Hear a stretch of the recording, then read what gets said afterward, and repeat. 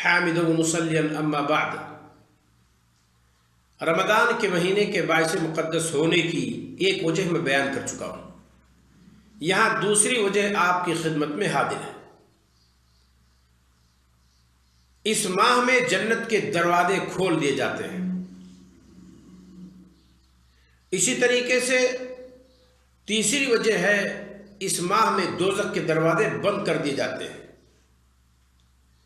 اور چوتھی وجہ ہے رمضان کے مہینے کے باعث فضیلت ہونے کی کہ اس ماہ میں شرکش شیاطین قید کر دیے جاتے ہیں، پابند سلاسل کر دیے جاتے ہیں، جکڑ دیے جاتے ہیں۔ ان تین اسباب کو، یعنی ماہ رمضان کے باعث مقدس ہونے کے یہ تین اسباب جو ہم نے بیان کیا، ایک ساتھ اس کی وجہ یہ ہے کہ ان کا تذکرہ ایک حدیث کے اندر موجود ہے۔ ابو ہریرہ رضی اللہ تعالیٰ عنہ راوی ہیں، کہتے ہیں اذا جاء رمضان، بعض روایات میں ہے اذا دخل رمضان، جب رمضان کا مہینہ آتا ہے، فتحت ابواب الجنہ، جنت کے سارے دروازے وا کر دیے جاتے ہیں، کھول دیے جاتے ہیں، وغلقت ابواب النار، اور جہنم کے دروازے بند کر دیے جاتے ہیں، وصفدت الشیاطین، اور شیاطین جکڑ دیے جاتے ہیں۔ بعض روایات میں موجود ہے اے مردۃ من الجن، شرکس جن اس میں قید کر دیے جاتے ہیں۔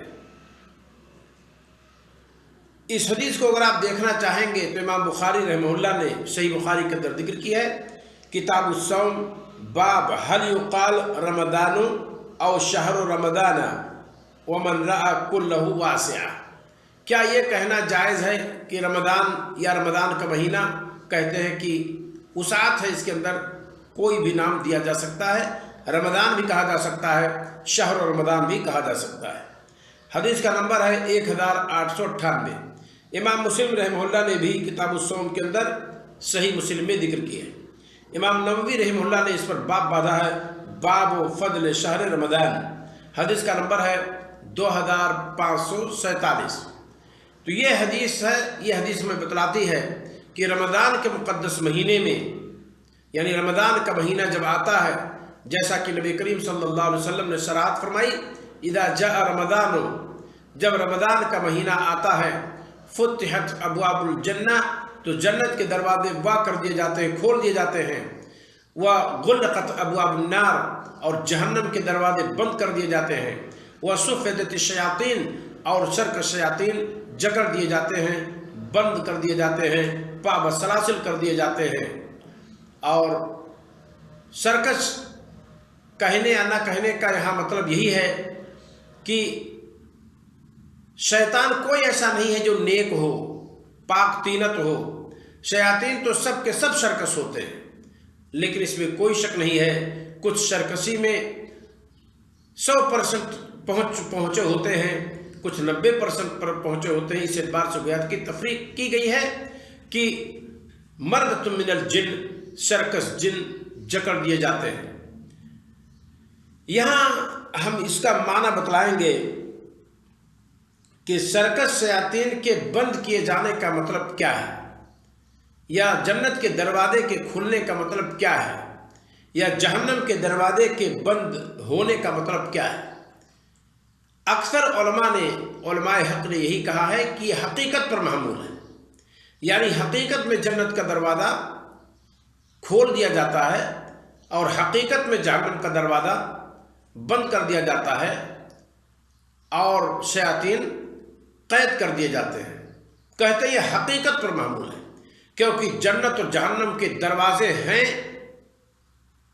ان دروازوں کا ثبوت کتاب و سنت میں موجود ہے، لہذا ان کے کھلنے اور بند ہونے کی بات کرنا یہ امکان سے دور نہیں ہے، اور بعید از قیاس بھی نہیں ہے۔ لہذا جب جنت و جہنم میں دروازے موجود ہیں تو ان کے بند ہونے اور ان کے کھلنے کی بھی بات کہی جا سکتی ہے، اور اسے حقیقت پر محمول کیا جا سکتا ہے کہ حقیقت میں جہنم کے دروازے رمضان کے مہینے میں بند ہوتے ہیں، اور جنت کے کھلتے ہیں، اور سرکش شیاطین قید کیے جاتے ہیں۔ یہ حقیقت پر محمول کیا جائے، یہی صحیح رائے ہے۔ بعض علماء کا کہنا یہ بھی ہے کہ چونکہ शयातीन कैद कर दिए जाते हैं और इंसान को बुराई पर उभारने वाला, वरगलाने वाला शैतान वो बाकी नहीं रहता है कि वो खुला फिर रहा हो लोगों को भटकाए। तो जब शैतान कैद कर दिया गया जो कि जहन्नम की तरफ दावत देने वाला था, तो गोया कि जहन्नम का दरवाज़ा बंद हो गया। ये माना कुछ लोगों ने बतलाया है।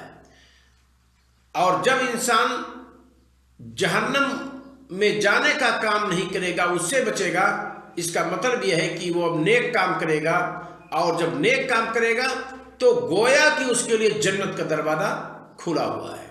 ये माना बाज़ लोगों ने बतलाया है, लेकिन मैं ये वादे कर चुका हूँ कि इसको हकीकत पर महमूल करने में कोई माने नहीं है, और हकीकत पर महमूल करने में कोई रुकावट नहीं है।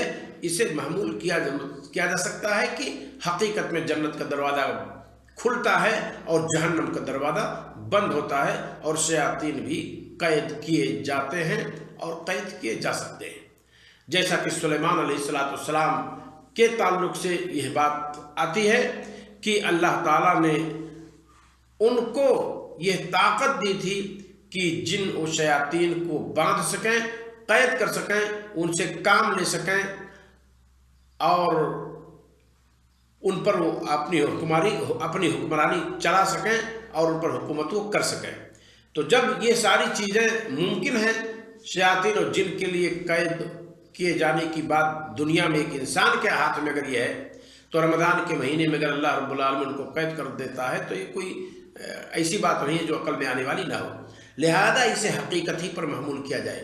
और बहुत सारी बातें इस ताल्लुक से कही गई हैं, लेकिन चूँकि बात इस पर ख़त्म हो जाती है कि हकीकत में जन्नत का दरवाज़ा खुलता है और हकीकत में जहन्नम का दरवाज़ा बंद होता है, और हकीकत में शयातीन को कैद किया जा सकता है, बंद किया जा सकता है, तो फिर इसको हकीकत पर महमूल करने में कोई हर्ज नहीं है। यही सही माना है। तो बात को मज़ीद तूल ना देते हुए मैं इसी पर अपनी बात ख़त्म करता हूँ कि रमज़ान के महीने के बायस मुक़द्दस होने की दूसरी वजह यह है कि इस महीने में जन्नत के दरवाजे खुल जाते हैं, और तीसरी वजह यह है कि जहन्नम के दरवाजे बंद हो जाते हैं, और चौथी वजह यह है माह रमज़ान के बायस मुक़द्दस होने की कि इस महीने में शयातीन जकड़ दिए जाते हैं, या यूँ कहें कि शरकस शयातीन कैद कर दिए जाते हैं। इस इत्तेफाक के बाद कि जहन्नम का दरवाज़ा बंद होता है, जन्नत का दरवाज़ा खुलता है और शयातीन पाबसासिल कर दिए जाते हैं, जकड़ दिए जाते हैं, बंद कर दिए जाते हैं। इस पर इत्तेफाक के बाद एक सवाल पैदा होता है कि जब जहन्नम का दरवाज़ा बंद है, यानी जहन्नम में जाने के असबाब भी ख़त्म हो चुके हैं, शैतान अलग कैद कर दिया गया है, बंद कर दिया गया है, अब लोगों को भटका नहीं सकता, गुमराह नहीं कर सकता, फिर क्या वजह है कि रमज़ान के महीने में देखा जाता है बहुत सारे लोग अपना नाम मुसलमान का नाम रख रखा है, उन्होंने दावा भी है कि मुसलमान हैं, फिर भी रमज़ान के महीने में वो रमज़ान का रोज़ा क्यों नहीं रखते हैं, कुरान की तिलावत क्यों नहीं करते हैं, सलात से पीछे कैसे रहते हैं। वो सारी बुराइयां जो रमज़ान के महीने के अलावा में कर रहे थे, रमज़ान में बदस्तूर करते रहते हैं। फिर शैतान जब जकड़ दिया गया है तो फिर बुराई कहाँ से आती है? इसका दो जवाब दिया गया है। नंबर एक, जैसा कि हदीस में चीज़ मौजूद है, मर्दतुम मिनल जिन, कि सर्कस जिन कैद किए जाते हैं। इस कैद से कि सर्कस शयातीन को मर्दतुन यानी शर्कस से मुत्तसिफ करने के बाद ये एक पहलू रह जाता है कि गोया कि कुछ शयातीन खुले भी रहते हैं। हदीस में चूँकि ये आया है कि सर्कस शयातीन, सर्कस जिन कैद किए जाते हैं, यहाँ ये बात समझ में आती है कि गोया कि कुछ खुले भी रहते हैं। तो जो खुले रहते हैं, जो हम कुछ बुराइयां देखते हैं गाहे बगाहे रमज़ान के महीने में, वो इन्हीं के उभारने से, इन्हीं के वरगलाने से और इन्हीं की दावत से वो चीज़ हम देख रहे हैं, जो कुछ छूटे रहते हैं। दूसरा जवाब ये दिया गया है कि शैतान दो किस्म के हैं। ایک شیطان انسی اور ایک شیطان جنی، دونوں کا تذکرہ قرآن میں موجود ہے۔ اللہ رب العالمین نے فرمایا سورہ ناس، الذی یوسوس فی صدور الناس من الجنۃ والناس، لوگوں کو کے دلوں میں جو وسوسہ پیدا کرتا ہے، کون ہے وہ؟ من الجنۃ، جنوں میں سے، والناس، اور لوگوں میں سے۔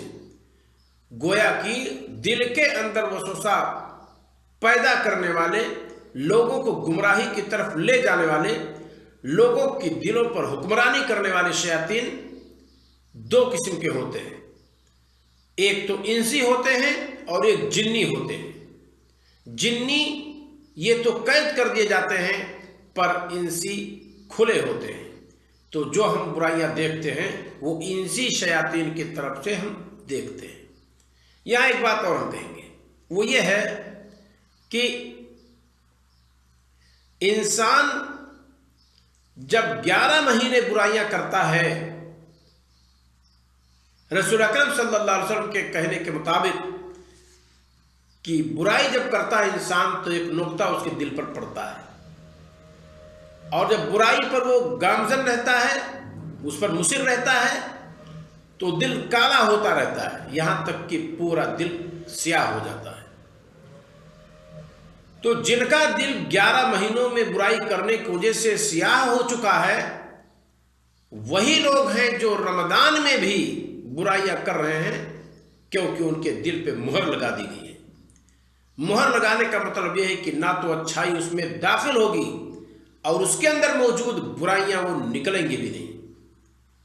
لہذا جو برائی ہم اور آپ رمضان کے مہینے میں دیکھتے ہیں انسانوں کے ہاتھوں، یہ وہی انسان ہیں جن کے دل باقی 11 مہینوں میں برائی کرنے کی وجہ سے کالے ہو چکے ہیں۔ اور دل کی صفائی کا بڑا عمدہ طریقہ ہے، قرآن کی تلاوت کیجئے، اللہ تعالیٰ کا ذکر کیجئے۔ نبی کریم صلی اللہ علیہ وسلم فرماتے ہیں ان هذه القلوب تصدع كما يصدع الحديد، یہ دل یہ زنگالود ہوتے ہیں جیسے لوہا زنگالود ہوتا ہے۔ لوہا زنگالود ہوتا ہے تو ہم اور آپ اس کی صفائی کے لیے اسے بھٹی میں تپاتے ہیں، آگ میں دہکاتے ہیں، پھر وہ کندن بن کر کے نکلتا ہے۔